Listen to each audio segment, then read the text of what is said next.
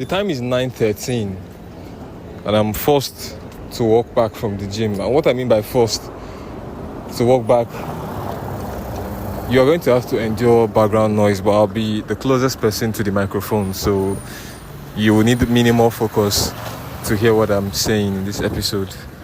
I'm walking back home from the gym, and usually I have my headset on and I'll be listening to music on this walk, usually, except with my dependence on Wi-Fi these days, both at work and at home.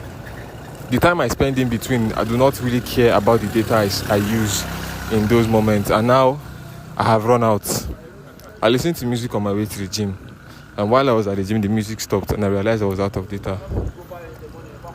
I had nobody with me. I don't know anybody in this gym. And so there was nobody to ask, okay, hotspot me, make I sub. And it has now led me to record this episode on my way back. Now I'm on an interlocked street. There are houses and businesses to the left and the right of me, and that is my situation right now. So I'm going home. But then I thought, while I was going home in that silence in my head, what do I do? And then it occurred to me, this is the perfect time to record your podcast. Not when you go home, you've taken your bath, you're thinking of sleeping, and I'll say, let me record. And I'll come outside and start to record. So instead of doing that, I decided to record. But in that decision, what do I say? I really want to add extra value, MTN, to the things that I say on this podcast, not just to gist about my day, even if that one is fun or something. But I want to put something of value. And in that thought, I thought about something. This might not be of any value, but it's a thought. Bear with me. Why is it that the things that do not contribute to how this world and this earth that we live in is shaped are the things that are blessed with long life? And then the entities that actually contribute to how the world moves and how things are shaped for the generations to come do not have long life. And yes, 30 years might feel like a long time for a human being, even 50.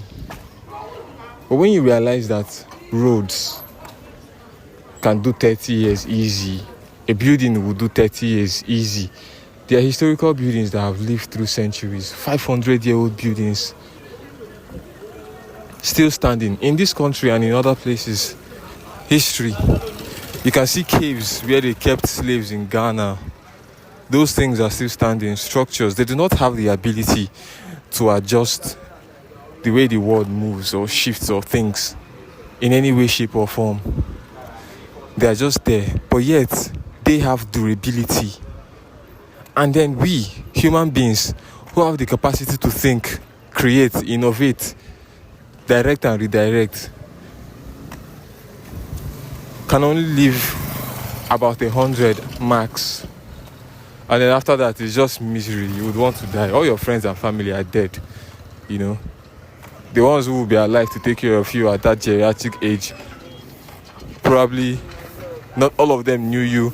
They were born into you in old age, so you have no use to them. You've been a liability ever since.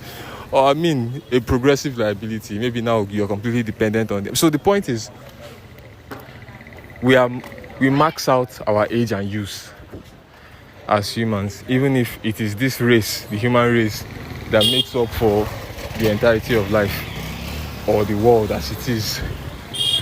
You know what?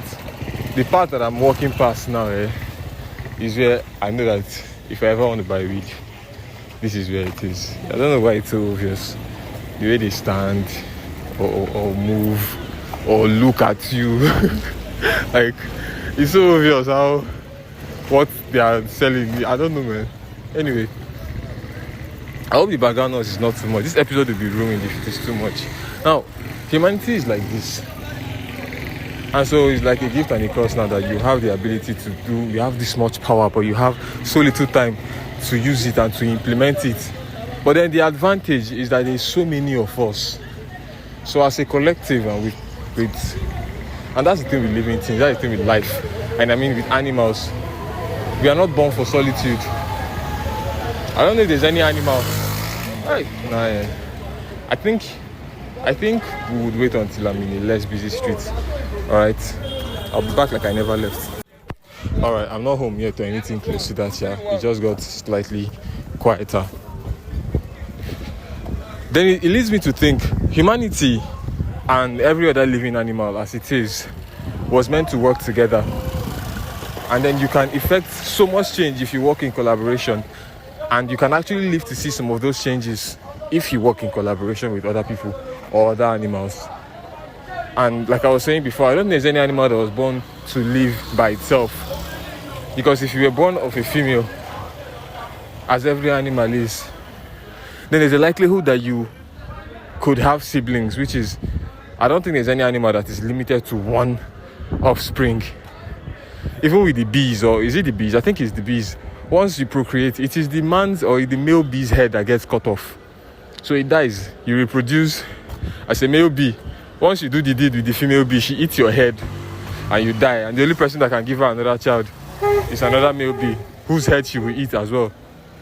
But the point is, she has the capacity to give birth more than one time, which means whoever begets a bee, there's a chance that you can have siblings. And that is where the principle of community starts from. We're okay. It shows that no living animal actually is created and designed to live by itself. And so with the little time that we have on earth, so people don't see it as wastage when they sit around doing nothing or chasing, what do they call it? There's this principle of life, the different principles of life. I can't remember all of them, you know. If it was in school now, they'll make me study it and memorize it. But I know hedonism is one. And that is the one that life is to be enjoyed. Chase as much pleasure as possible while you're alive or while you have time.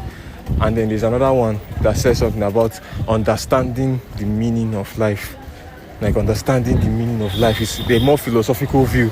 And then there are like two others that I really didn't give a about. So this is getting noisy. Anyway, I only remember these two. One, because I have a strong adverse feeling for hedonism. I feel like it's vain. So it's one for foolish people, I guess. And then the other one is the one that I feel like I should, that's the one that I believe more, that I'm more inclined to, that we should seek out the meaning of life and we should, find meaning in life, find purpose, that kind of stuff. I'll stop this thing again. Alright, I'm back in my area. They don't let bikes in here past 9 p.m. so nothing is going to be speeding by me except the car, and those are usually quiet.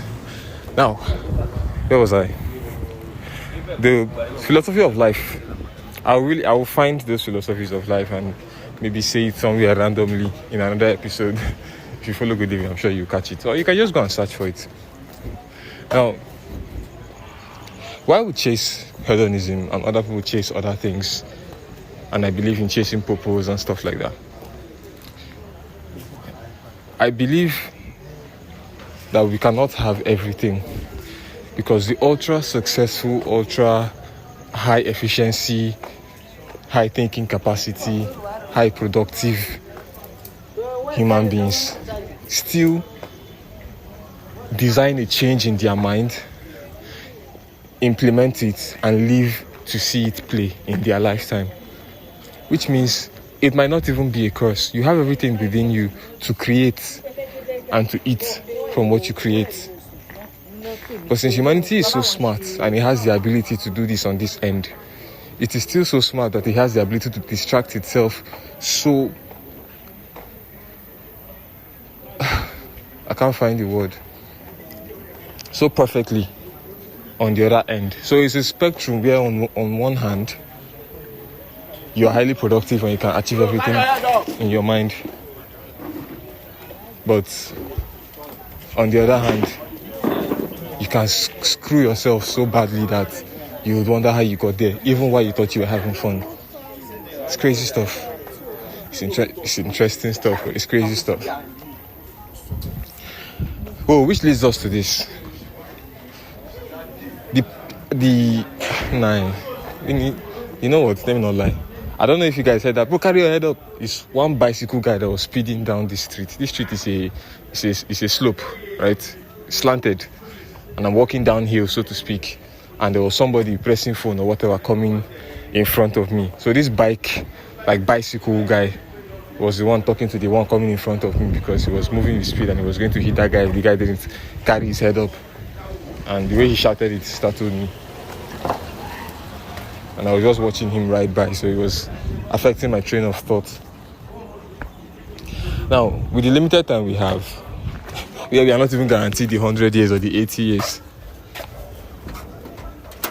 I think mindfulness is important. The ability we have to enjoy distractions and to enjoy some of these pleasures. My belief is that we have this as motivation to chase purpose because there is more fulfillment in enjoying the pleasures as a result of the fulfillment of a purpose or of a task. I think there is more joy in pleasure that is earned than in pleasure that is sought and conquered. So, with that philosophy, I feel like human beings would achieve way more, and then the limited time we have on earth wouldn't feel like a curse. We don't feel like, where did all that time go? You would know what you built with each decade, with each year. Today I went to the studio. There wasn't supposed to be work today, but then I got a text from HO saying I should come to the studio by 11:30. I made it there. I was 3 minutes late, but I made it there, and we were doing a birthday shoot for an 80-year-old man. He came with his wife. It was a beautiful shoot. The man was happy. He looked good for 80. For 80, he looked good. I wish I could share some of the pictures, but I don't think I can. I have the work phone, but I don't know if that's something I can. I don't think. I took some BTS actually. Yeah, I think I should edit those. I think I should do some kind of small edits with those behind the scenes I took. If I still have the energy tonight. It's just 9:30 right now. 9:29. And I figured this man looked happy, he looked fulfilled. I said, you'll be a perfect guest on my podcast, but I didn't think about that while I was there with them. And I said, this man is probably in the last decade of his life. Does he sometimes think about that? Does he bother him? How does it feel to be that age and then you're not looking forward to your future? You're not looking forward to what life has in store for us. You're looking back at what you've done, how you've lived. It's such a mind-boggling state of mind to be in. For me to think about being in that state of mind, the opposite of what I would say where I am right now. It's crazy. It's why I like to talk. The curiosities they eat so deep within me that I want to ask everybody everything that I want to know. I mean, and maybe this is just a stage, who knows? I mean, the way the fire is burning inside me, I know I'm going to interview so many people. So I'm going to sit down and talk to a lot of people. And it's probably just a phase, and maybe at the point I'll feel like, okay, this curiosity, I've asked, I've learned. But learning is I don't know, I feel like I'm a lifelong learner, so probably I'll do it another way if I don't stop podcasting or, talking to people. But it's interesting to think about his own perspective of life. Well, I'm sure I'll find another 80-year-old man or woman. I've arrived at home, in case you haven't noticed. If you haven't noticed that the audio is more stable and all of that. Thank you very much, guys, for listening to the Good Living Podcast. This has been amazing. This was the 14th minute of the podcast. I wasn't looking, if not for end at the 14 minutes, bang, bang. But then, we'll end it the 15th minute. The description of this episode is going to read, thank you. And do you know why? I am not optimizing the description for views or whatever in this NYSCeries. I'm just journaling this basically. Time capsule type shit. If the internet lasts another 100 years, and I know I will not be here in another 100, imagine what this audio would feel like to somebody listening to it in 100 years from now. Will be what? 30, 35. Yeah? Would that be 100 years from now? Please, I don't have the brain power for that computing right now. But just imagine that. Anyway, guys, I love you. See you later.